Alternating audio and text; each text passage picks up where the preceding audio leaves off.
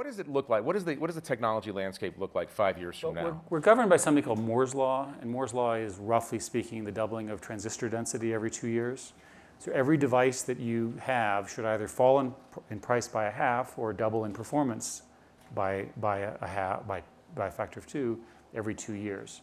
So if you sort of do the math, you'll discover that that's a rate of a factor of 10 every 5 years and those sorts of things. So it's very, very fast.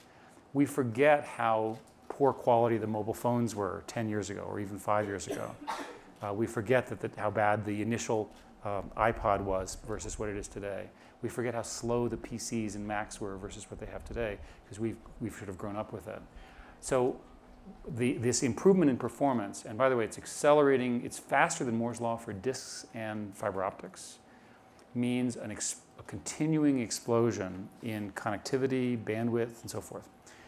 Google is busy wiring up Kansas City as a test with gigabit fiber.